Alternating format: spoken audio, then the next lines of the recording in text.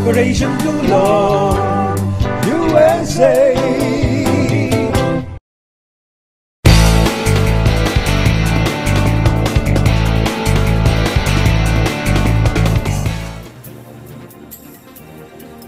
Maraming salamat mulit mga ka-OFW at mga ka-Pilipino.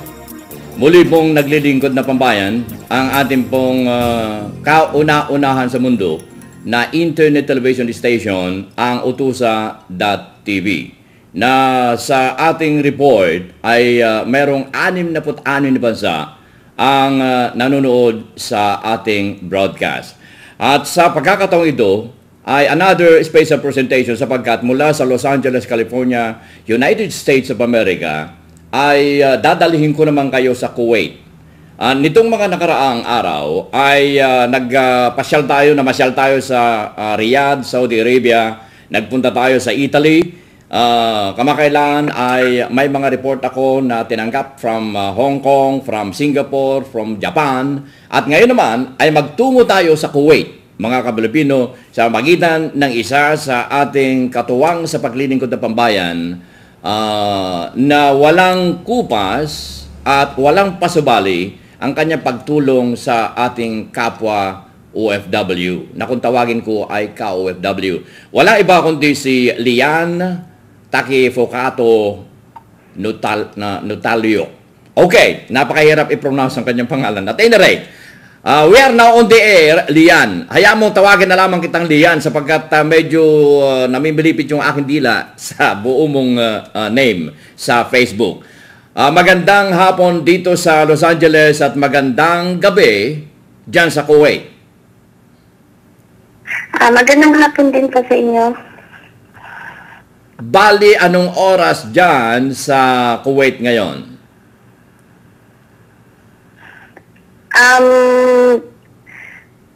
10 po ng gabi. Alas 10:10 ng gabi ng Huwebes, right? Opo. Okay.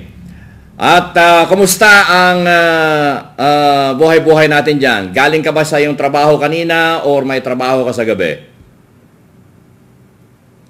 May trabaho po kanina simula ng 8 ng umaga hanggang 9 ng gabi. Kung iyong mamarapatin, pwede bang malaman ko kung ano ang iyong trabaho diyan sa Kuwait? Ako po ay isang kasambahay lamang dito sa Kuwait. Ilang taon ka na sa Kuwait? 5 taon na po. 5 taon. Yung kontrata mo ay malapit na matapos o na-renew na o ano ang sitwasyon? Bali, natapos na po yung kontrata ko noong September 21. Bali, straight for 5 years po ako dito. Kung natapos yung contract mo, ni-renew ba yung contract mo sa iyong pagtatrabaho? Opo. Okay, very good.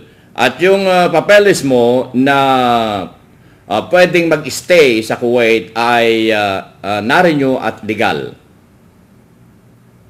Bali po, ngayong November po, mag-i-expire yung visa ko. So, i-renew din po ulit ng amo ko yung visa ko. Very good. Okay. So, 5 taong ka na riyan. Ngayon, ay magtungo tayo sa iyong personal na kabuhay. Mayroon ka bang asawa? Wala po. Dalaga? Opo. Alright. At ang iyong lugar sa Pilipinas, ito ay pwede mong sagutin or not. Saan ka nanggaling sa Pilipinas? Anong iyong bayan o syudad o probinsya? Pwede mong sagutin ito or not? Okay po. Ako po ay galing sa Mindanao, sa Basilan po. Sa Basilan? Opo. Dugay ka na diha sa ako ay nakakaintindi magsinibuano. Dugay ka na diha sa Kuwait kay 5 katuig ka na diay. Oo. Hindi ka ba marunong magsibuano? Marunong po. Bisaya po ako. Bisaya ka. Maalala ko nung ako'y nasa Davao. 4 na taon ako sa Davao, kaya marunong ako magka-Cebuano. At any rate, magtungo tayo dito sa iyong kalagayan sa Kuwait. Sa loob na 5 taon na pananatili mo sa Kuwait, ay wala kang na-encounter na problema mo or problema ng iyong mga kaibigan diyan sa Kuwait? Wala naman po. Bilang sinabi mo ay ito ba domestic helper ba ang tawag doon sa trabaho mo? Ipagpaumanhin mo kung ako'y makulit. Opo. Isa po akong domestic helper. Okay. Doon sa amo mo, 5 taong ka na naglilingkuran sa kanya or lumipat ka sa iba or what? Hindi po. Bali, iisa lang po ang amo ko. Ang amo mo ay isang Arabo or Filipino or Chinese or anong lahi? Arabo po. Okay. Itong pag-uusap natin ito, hindi ba makapagbigay ng anuman na hindi o makakaapekto sa iyong panunungkulan dyan sa iyong amo? Hindi naman po. Okay naman po. Kasi sa ngayon po ay rest time ko na po. Nandito na po ako sa aking silitulugan. Okay. Ngayon, ay mayroon akong nakalap na balita na mayroon kayong tinutulungan na pero bago yon, paano ang ginagawa niyong pagtulong sa mga nangangailangan ng tulong diyan dahil ikaw ay from 8 in the morning hanggang 9 in the evening? Paano niyo naisasakatuparan ang public service sa mga iba nating mga OFWs diyan? Paano? Sa paanong kaparaanan? Ginagawa ko po, bali isang kasambahay lamang po, kinokontak ko po yung mga iba kong kaibigan o Pilipino na transport. Sila po ang kinokontak ko at sila na rin po ang kumukuha sa nakangailangan ng tulong ng kapwa OFW ko. Halimbawa, anong tulong ang inyong manai-encounter diyan? Tulad po ng pagtakas dahil binubugbog sila ng amo nila. Balik, kinokontak ko po sila, tapos kinukuha ko sila ng kaibigan ko. Wow. Na transport. Wow.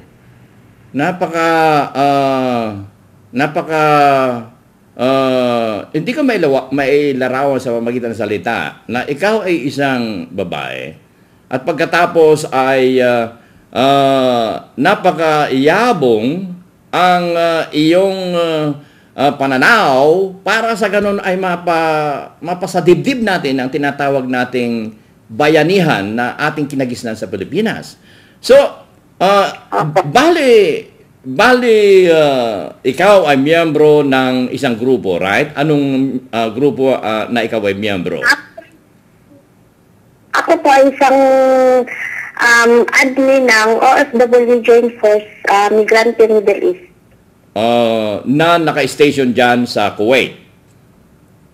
Opo. Balik Kuwait chapter po ako. Ilang taon ka na miyembro ng Joint Force ng OFW?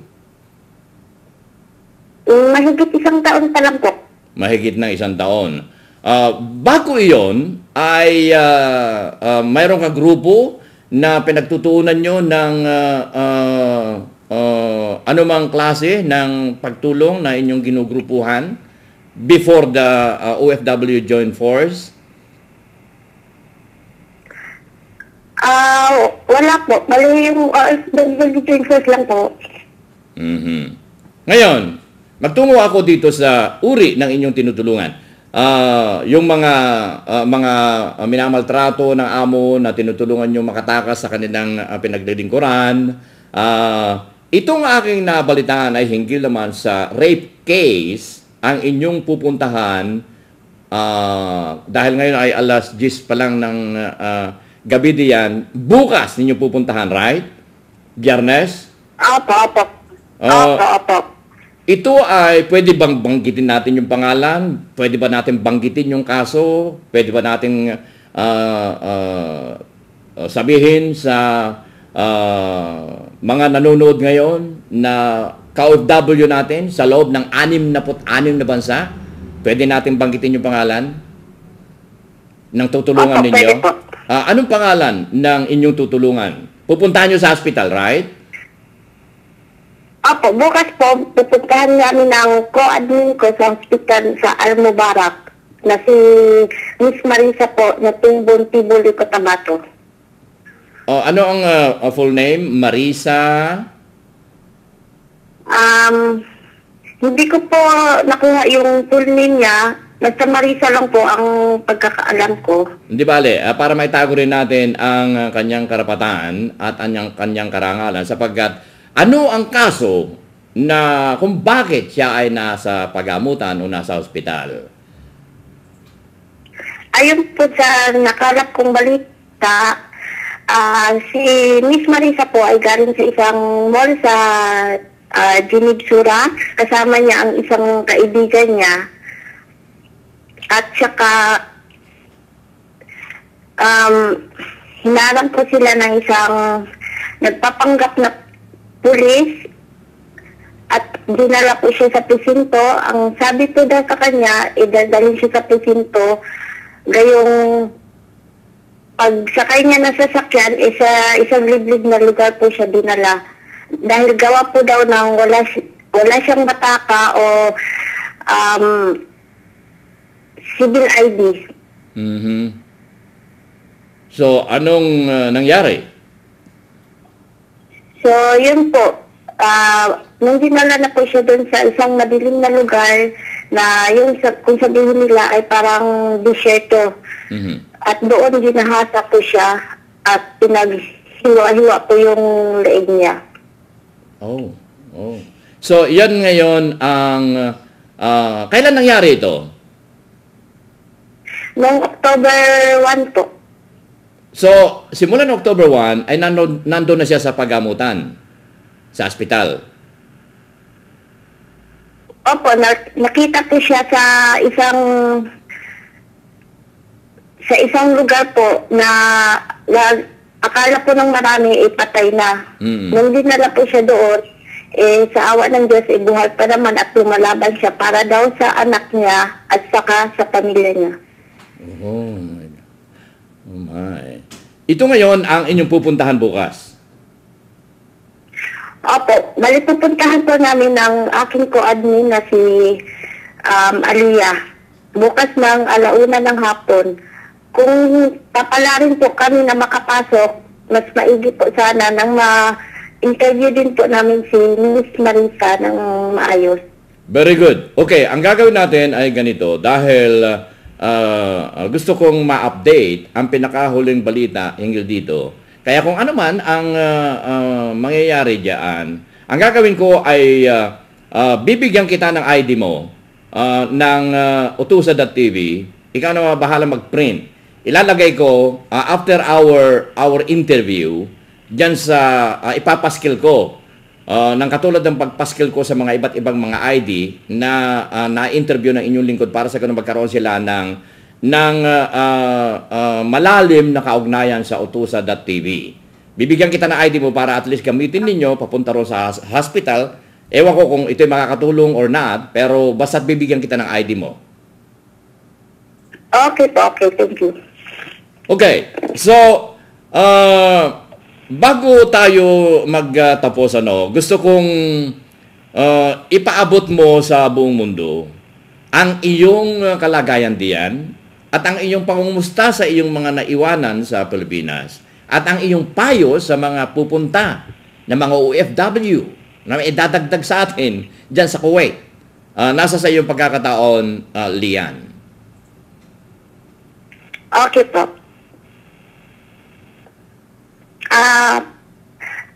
Para sa akin po, magandang umaga sa Pilipinas o sa Asia, magandang hapon sa US at magandang gabi sa Middle East. Ako po si Lian na taga Mindanao. Pinapaabot ko po sa aking pamilya na kahit gaano kahirap, kahit malayo ako sa kanila, andito lang po ako sa kanila. Para sa kanila, ginagawa ko po lahat. Para naman po sa mga kapwa OFW na gustong mag-abroad, gusto ko pong malaman na sana bago sila mag-abroad, mag-isip po muna sila ng maigi. Dahil hindi po biro ang pumunta sa ibang lugar at iiwan yung mga mahal sa buhay sa Pilipinas. Dahil sa nangyayari ngayon, lalo na dito sa Middle East, na marami ng mga kapwa OFW na nabibiktima, lalo na ang mga babae. So, sana po, yung mga Pilipina sa atin, bago po sana sila pumunta sa ibang bansa, pag-isipan po muna nila ng maigi at kilalanin kung sino ang magiging amo nila. At magdasal po sila ng mabuti at ng mataimtim na bigyan sila ng isang magandang amo na katulad ko, kasi yung amo ko ay walang problema, mabait naman sila sa akin. Binibigay naman nila yung nasa kontrata tulad ng day off. So, nakakasalamuha ko rin ang kapwa ko Pilipino at mula doon, nakakaano po ako ng mga balita kung ano nangyayari dito sa Kuwait. Yun po. Maraming salamat, Lian Takifukato Notalio mula sa Kuwait. Mga ka-Pilipino, ang inyong lingkod, Kuya Manny Calpito po, mula sa Utusa.tv, ang kauna-unahang internet television station na nagbo-broadcast sa loob ng Facebook.